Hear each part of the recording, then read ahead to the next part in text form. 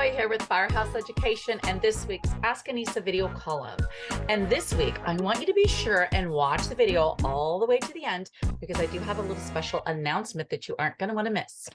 So this week, I had an interesting email come in from a contractor, and it was a little bit of conversation. So I'm going to read to you a couple of our emails because it's kind of important that you get the context of what she was asking me.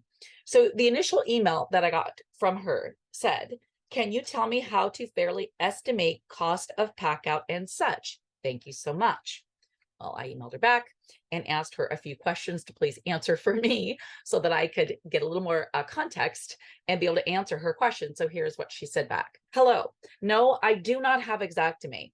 It is for my house, but yes, for insurance. I am struggling hard getting as much knowledge about fair pricing and estimates. Every aspect is so compartmentalized. We don't seem to have a lot of companies in our area, or maybe smaller claims that don't take them.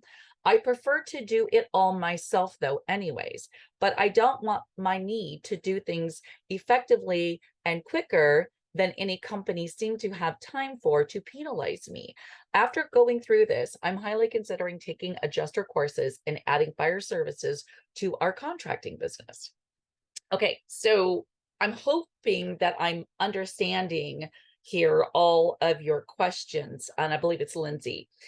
So this happened in your home, and so you were trying to understand the process. I'm guessing because you got a quote from somebody or an estimate to come in and do the cleaning in your house and take care of it after a fire. So a couple things. There are definitely a lot of companies out there that I want to say do a very great job at estimating and giving you an invoice when you have a fire situation happen in your home or business, and be able to give you, good numbers and an idea of the scope of work that needs to be done to remediate and bring you back to pre-loss condition. That being said, there's also a lot of companies out there that don't know how to do that, and they don't do a very good job of not only one, accurately and descriptively, giving an estimate or invoicing for a job, but they're not doing it ethically as well. So I would highly recommend that if you are going to add these kind of services into your business, your contracting business, I would highly recommend that you use Xactimate. I do think that that is very important. It is the kind of the industry standard. It's what most insurance companies go based off of, and you can make good money using Xactimate. Lots and lots of restoration companies are doing it all over the world currently and have done so in the past. But I would really give you a huge caution at that, in that you need to understand how to do the billing and how to use the program correctly. And it means you're going to not only need to know how to use the program, but you're going to need to know your numbers, right? Labor burden, your cost of goods sold, and things like that. So I would absolutely recommend that you take some classes. Xactimate has some online courses that are really good, that teach you kind of the basics of the program. There's a couple of really good instructors out there that also teach estimating that they do a wonderful, wonderful job at, and I would highly recommend. And just really understanding the process of how the scope of work needs to happen to properly remediate a smoke intrusion or fire damage job is really important. If you're considering getting into your company, I would highly recommend taking a comprehensive hands-on class, as well as some of the online classes that are out there that are very good with giving you like the foundation. For instance, at firehouseeducation.com, you can go check out our online training course, and it is very foundational, and it gives you a ton of training, not only about the estimating and invoices, but what kind of scope of work do you need to execute to properly take care of a fire damage or smoke intrusion job. So I would definitely recommend the training.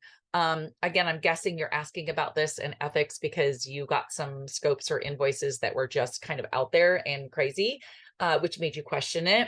So I'm glad that you are questioning that. I hope that everything turned out good for you on your job. So anyway, good luck to you, and Lindsay, and let me know how things turn out for you. And on that note, here is my special announcement. I need your help. All of you wonderful Ask Anissa followers, please, please, please, if you haven't already, go to rrmegonline.com/ Women in Restoration. And please click on that button and nominate a wonderful woman in restoration that is either in your life, or maybe you work with her in your business, or a fellow employee with you. I think it is wonderful that Violand Management and Associates, as well as R&R, have spearheaded this project.